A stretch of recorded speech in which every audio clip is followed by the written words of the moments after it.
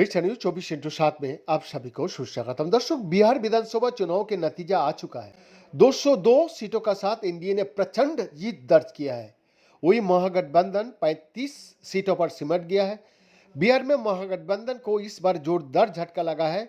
RJD Congress गठबंधन ने 2010 की बाद अपना सबसे खराब इस बार प्रदर्शन दर्ज किया।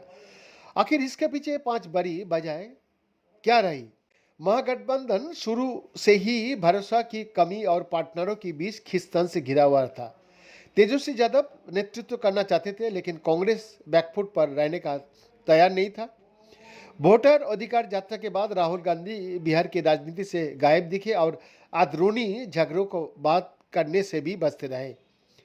उधर छोटे साथी जैसे मुकेश सहनी और सीपीएमएल भी खुलकर अपनी हिस्सेदारी मांगने लगे। तेजस्वी जब दिल्ली में लैंड फॉर जॉब्स केस की सुनवाई के लिए गए तो सबको लगा कि राहुल तेजस्वी मुलाकात होगी दिल्ली में, लेकिन कुछ नहीं हुआ और खबरें आई कि तेजस्वी नाराज होकर लौट के आ गई। सीट बंटवारा से शुरू हुआ विवाद इतना बढ़ गया कि हर पार्टी अपने अपनी कैंपेन चलाने लगी।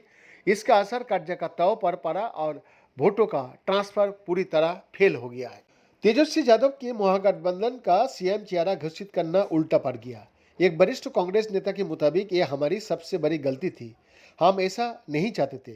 कांग्रेस भी इस फैसले को लेकर आधी अधूरी दिखी। कांग्रेस में कई नेताओं को लगा कि तेजस्वी पर भ्रष्टाचार और जंगलराज की पुरानी छवि को वो बोझ आता। ऊपर से प्रशांत किशोर लगातार योग्यता और विश्वसनीयता की बात उठा रहे थे, जिससे यह फैसला और विवादित हो गया। कांग्रेस ने अशोक गहलोत को भी भेजा, लेकिन तब तक बहुत देर हो चुकी थी। मंच पर तेजस्वी ही पोस्टरों पर हावी थे, जिससे साफ संदेश गया कि आरजेडी ने कांग्रेस पर अपना फैसला थोप दिया है। फिर मुकेश सहनी को डिप्टी सीएम घोषित करने की गलती हुई।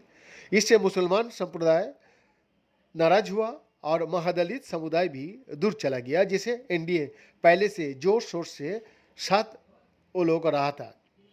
विपक्ष का कैंपेन कमजोर रहा और सहयोगियों में केमिस्ट्री भी नहीं दिखी। राहुल गांधी जब लैटिन अमेरिका की यात्रा के बाद लौटे, कांग्रेस तब तक मौका खो चुकी थी। वोटर अधिकार यात्रा के दौरान भी राहुल तेजस्वी की ट्यूनिंग नहीं दिखी। राहुल गांधी पूरी तरह इन्वॉल्व नहीं दिखे और संयुक्त रैलियों भी बहुत कम हुए। राहुल का कुछ बयान चुनावी माहौल से मेल नहीं खाए। एक उम्मीदवार ने कहा, राहुल गांधी को खगड़िया में मछुआरा के साथ पानी में कूदने की क्या जरूरत थी? वो एलओपी है। ऐसे स्टैंड उनकी गरिमा का अनुकूल नहीं है। उनके भाषण पुराने मुद्दे पर घूमते रहे, जैसे पलायन, भेदभाव, जबकि प्रशांत किशोर विकास की नई लाइन सेट कर चुके थे। युवा भी राहुल को बिहार की बाहरी नेता मान रहे थे। प्रियंका गांधी वाड्रा भी असर नहीं छोड़ सकी। यूपी और कर्नाटक में उनका प्रभाव दिखा था, लेकिन बिहार में वो कोई बड़ा माहौल नहीं बना पाए। राहुल गांधी ने वोट चोरी के मुद्दे पर बड़ी प्रेस कॉन्फ्रेंस किया और फिर वोटर अधिकार यात्रा निकाली, लेकिन शुरुआती शोर के बाद सर मुद्दा जनता में पकड़ नहीं बना पाया। राहुल गांधी वोट चोरी पर अड़े रहे, जो संभवतः एक राष्ट्रीय मुद्दा था। कांग्रेस ये समझने में विफल रही कि इसका असर बिहार की राजनीतिक दरारों तक नहीं पहुंचा। आरजेडी के एक वरिष्ठ नेता ने कहा, चुनाव नजदीक थे लेकिन राहुल ने यात्रा निकाल दी।